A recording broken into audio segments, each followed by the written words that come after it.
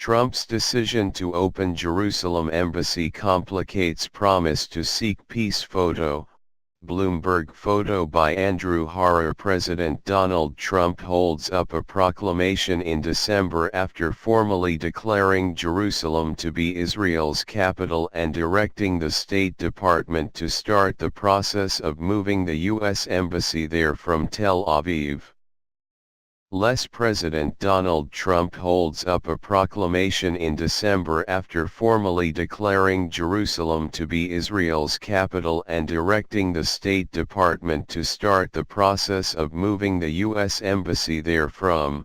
More. Photo, Bloomberg. Photo by Andrew Harrer. Trump's decision to open Jerusalem embassy complicates promise to seek peace. President Donald Trump has been telling friendly audiences that he is proudly fulfilling a campaign promise with the opening of the U.S. embassy in Jerusalem and that his real estate savvy is already saving the taxpayers a buck on the new location. A campaign rally crowd gave Trump lengthy applause when he said the new embassy will open Monday, and on the cheap. I said, how much? Something other presidents don't ask. They said, sir, $1 billion. Trump said in theatrical disbelief. For $150,000 I could fix it. It'll be beautiful, Trump said at the rally Thursday in Elkhart, IND. The president said nothing about another campaign promise to seek a peace accord between Israel and the Palestinians, or the fact that meeting the first promise has, at least for now, foreclosed a chance for the second. A regional peace initiative led by presidential advisor and son-in-law Jared Kushner has been shelved because of Palestinian anger over the shift in decades of U.S. policy regarding the embassy, which held that Jerusalem's disputed status was an issue to be resolved through negotiations.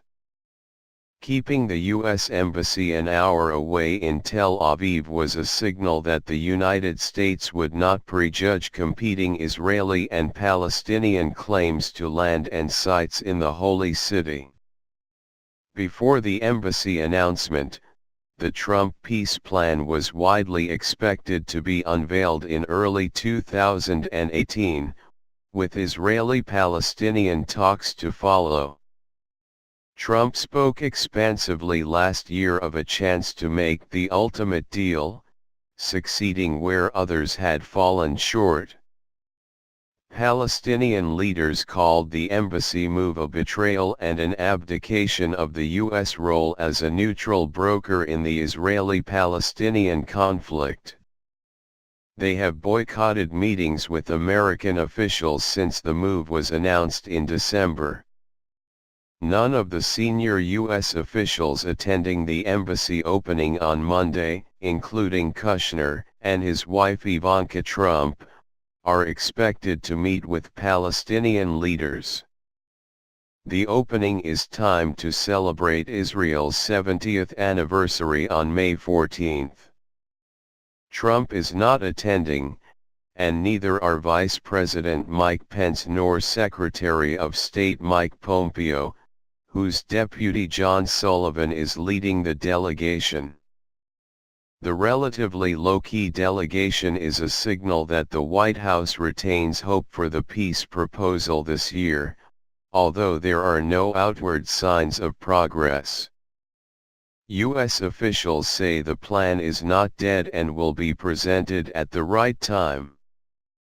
Trump has barely mentioned it publicly in months, although he sounded upbeat when Israeli Prime Minister Benjamin Netanyahu visited the White House in early March. "We're working on it very hard," Trump said then. "It would be a great achievement, and even from a humanitarian standpoint, what better if we could make peace between Israel and the Palestinians? And I can tell you, We are working very hard on doing that. And I think we have a very good chance. Trump, who got numerous details wrong in his account of the embassy cost, cites the embassy move as an example of his bolder leadership style. America is respected again.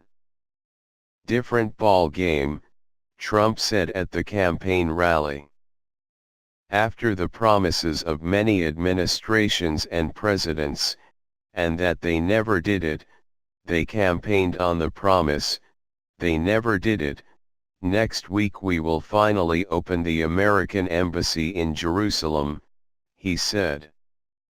Trump said he told U.S. Ambassador to Israel David Friedman to spend a little more, maybe $300,000, and it'll be beautiful. The $1 billion estimate is for a planned replacement for an existing consular services site in southern Jerusalem, on land that was under Israeli sovereignty before 1967 and, the Israelis argue, will likely remain in Israel's hands under any future peace agreement. Under plans presented to Congress earlier this year, the new embassy would initially be housed in temporary quarters at that office site. The cost would be about $300,000 to $500,000, the figure Trump appeared to reference at the rally. He suggested the renovated building would then become permanent, saving money, but it is not clear that would satisfy legal and logistical issues for moving most operations from Tel Aviv. Other administration officials frame the embassy decision as a common-sense recognition that Jerusalem already functions as the Israeli capital and would remain so in any negotiation. In the face of criticism from Europe and the Muslim world, the White House has argued that the embassy decision would help peace prospects rather than hurt them. That idea got surprise backing Saturday from a former U.S. ambassador to Israel under President Barack Obama. Dan Shapiro wrote in a column for CNN.com that the shattering of this taboo is useful in its own right, and helps return the search for a resolution to this conflict to its origins, in the partition of Palestine. The UN understood in 1947 that the conflict required the creation of two states, which logically means Jews and Arab must share the land, Shapiro wrote. No other countries have their embassies in Jerusalem, though some did operate from there until the 1980s. On Wednesday, Guatemala will open its embassy in Jerusalem following the U.S. move. In 70 years of Israeli history and the 51 years since Israel occupied East Jerusalem and the West Bank after the Six-Day War, the conflict is no closer to a solution, Trump's ambassador, Friedman, said Friday. One of the things that we thought was important in terms of the conflict was to look at the various leverage points and to see how we thought we could adjust those to create a better dynamic for peace, Friedman said. What the president saw was that the Palestinians essentially had a veto over the recognition of Jerusalem as the capital of Israel, Friedman said. You're empowering the leverage in a way that's not helpful.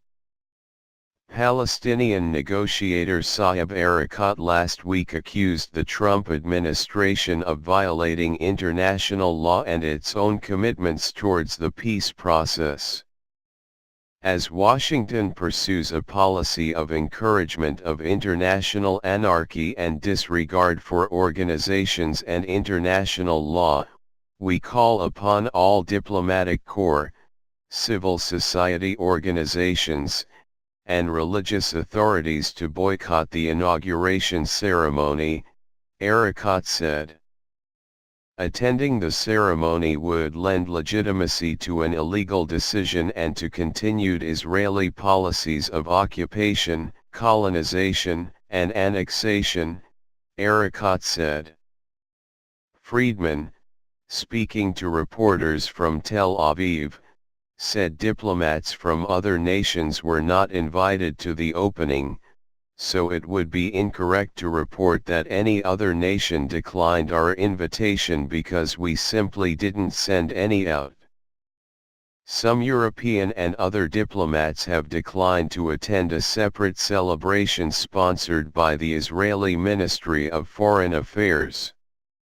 Jeremy Ben-Ami, the head of J Street, a U.S. group that favors a two-state peace settlement, called the embassy move a suicidal act that blocks the United States from playing any role in helping forge a deal of the magnitude and complexity that Trump seeks. The credibility of this administration as a potential broker is lost and irreparable, he said.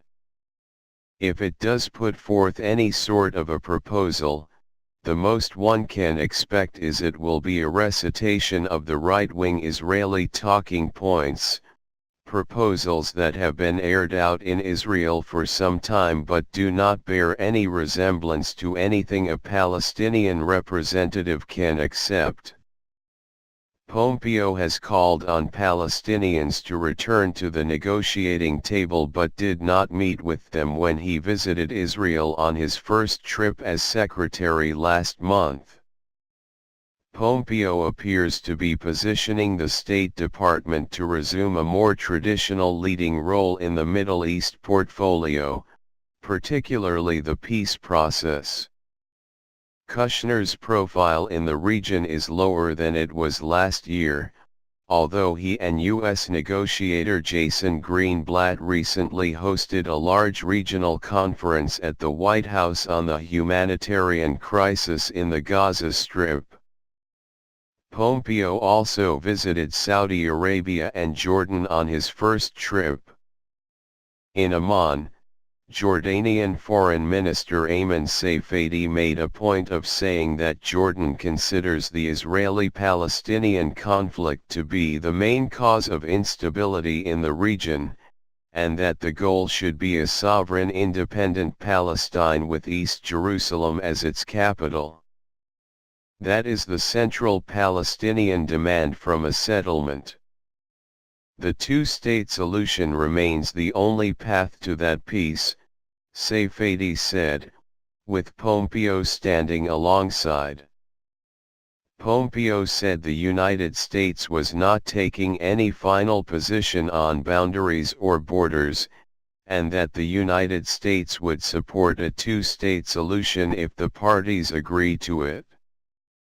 Friedman released a Facebook video on Friday showing workers making final preparations for the embassy opening, including affixing a large U.S. government seal to a wall. This year, thanks to the U.S. administration, the courage, the vision of President Donald Trump, we can say this year in Jerusalem, Friedman says in the video. That is a play on next year in Jerusalem, the traditional Passover Seder close. Israelis are delighted by the embassy move, which Netanyahu has cast as an endorsement of his stewardship of the U.S.-Israeli alliance. On May 7, Jerusalem Mayor Nir Barkat hung the first street signs in Hebrew, Arabic, and English, pointing to the relocated U.S. Embassy. This is not a dream, it's reality. Barkat said in a statement. I thank President Trump for making this historic moment come to fruition. Jerusalem is the eternal capital of the Jewish people, and the world is beginning to recognize this fact. Trump seemed to have another kind of recognition in mind when he spoke of the embassy opening during the Indiana rally. I said, when is this going to be open? Trump said. They said, anywhere from 5 to 10 years, potentially too long for Trump to oversee the project. Also too long to take credit, Trump suggested. So we open the embassy next week. Eglash reported from Jerusalem. The Washington Post's Carol Morello contributed to this report.